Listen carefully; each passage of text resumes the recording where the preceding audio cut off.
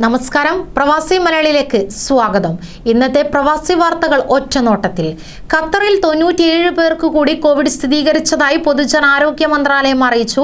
കഴിഞ്ഞ 24 മണിക്കൂറിനിടെ 133 പേർ കൂടി രോഗമുക്തി നേടി. ആകെ 2,21,160 പേരാണ് രാജ്യത്ത് രോഗമുക്തി നേടിയിരിക്കുന്നത്. പുതിയതായി സ്ഥിരീകരിച്ച കോവിഡ് കേസുകളിൽ 60 പേർ സ്വദേശികളും 37 പേർ വിദേശത്തു നിന്ന് മടങ്ങിയെത്തിയവരുമാണ്. കോവിഡ് ബാധിച്ച് 24 മണിക്കൂറിനിടെ ഒരു മരണം കൂടി റിപ്പോർട്ട് ചെയ്യപ്പെട്ടു. 599 പേരാണ് ഖത്തറിൽ ആകെ കോവിഡ് ബാധിച്ചു മരിച്ചത്. ഇതുവരെ 2,23,272 പേർക്ക് കോവിഡ് സ്ഥിരീകരിച്ചു. നിലവിൽ 1,513 കോവിഡ് രോഗികളാണ് രാജ്യത്തുള്ളത്. സൗദി അറേബ്യയിൽ ഇതുവരെ റിപ്പോർട്ട് ചെയ്ത കോവിഡ് കേസുകളുടെ എണ്ണം 5 ലക്ഷം കവിഞ്ഞു. ഇന്ന് പുതിയതായി 1,177 പേർക്ക് കൂടി കോവിഡ് സ്ഥിരീകരിച്ചു. ഇന്ന് സുഖം പ്രാപിച്ചത് 1,516 പേരുടെ എണ്ണം കൂടി ചേർന്നതോടെ ഇതുവരെ ആകെ രോഗമുക്തരുടെ എണ്ണം 4,81,225 ആയിരിക്കുന്നു. രാജ്യത്തെ വിവിധ ഭാഗങ്ങളിലായി 16 മരണം കൂടി റിപ്പോർട്ട് ചെയ്തു. ആകെ മരണസംഖ്യ 7,963 ആയിരിക്കുന്നു. രാജ്യത്ത് നിലവിൽ ചികിത്സയിലുള്ളവരുടെ എണ്ണം 10,895 കുറഞ്ഞിരിക്കുന്നു.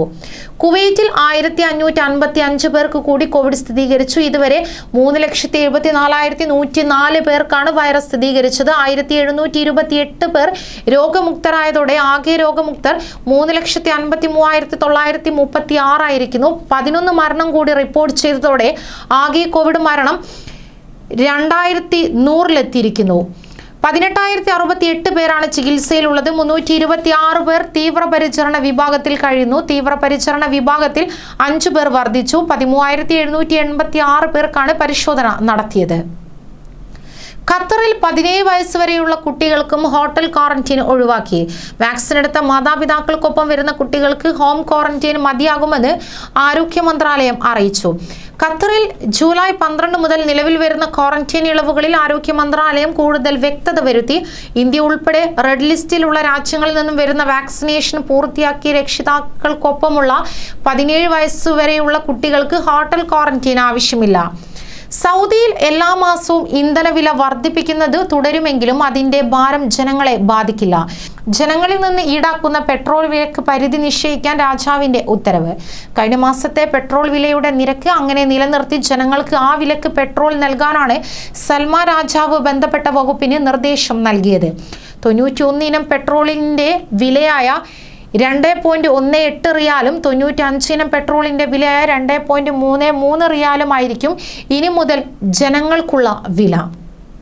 24 മണിക്കൂറും പ്രവർത്തിക്കുന്ന ഡ്രൈവ് ത്രൂ PCR കോവിഡ് പരിശോധനാ കേന്ദ്രം ഗിസൈസിലെ അൽ നഹ്ദ സെന്ററിൽ ആരംഭിച്ചു. വാഹനത്തിൽ നിന്നിറങ്ങാതെ തന്നെ ഇവിടെ പരിശോധന നടത്താനുള്ള സൗകര്യമുണ്ടെന്നതാണ് സുപ്രധാന കാര്യം. പരിശോധനാ നിരക്ക് 110 ദിർഹമാണ്. സാമ്പിൾ എടുത്ത് 12 മുതൽ 24 മണിക്കൂറിനകം ഫലം ലഭ്യമാകും. കോവിഡ് പരിശോധനാ കേന്ദ്രങ്ങൾ വർദ്ധിപ്പിക്കാനുള്ള US സർക്കാർ നിർദ്ദേശമനുസരിച്ച് പുതിയ കേന്ദ്രങ്ങൾ സ്ഥാപിക്കുന്നതിന്റെ ഭാഗമായാണ് ഡ്രൈവ് ത്രൂ സെന്റർ തുടങ്ങിയത്. ഖത്തറിൽ നിലവിൽ തൊഴിൽ വിസയുള്ളവർ രാജ്യത്തേക്ക് തിരികെ പ്രവേശിക്കുമ്പോൾ എക്സ്പെഷണൽ എൻട്രി പെർമിറ്റ് ആവശ്യമില്ല. ജൂലൈ 12 മുതൽ രാജ്യം നടപ്പിലാക്കുന്ന യാത്രാ ഇളവുകളുടെ ഭാഗമായാണ് പുതിയ തീരുമാനം.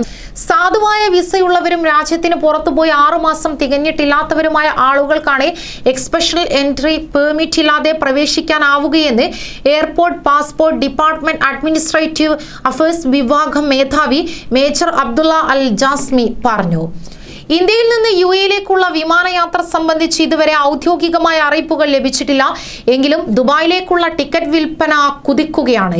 ജൂലൈ 16 മുതൽ പല വിമാനങ്ങളും എക്കണോമി ക്ലാസിക് ടിക്കറ്റുകൾ ലഭ്യമല്ല. ഫസ്റ്റ് ബിസിനസ് ക്ലാസുകളിലെ ടിക്കറ്റുകൾ നിരക്ക് കൂടുതലുമാണ്.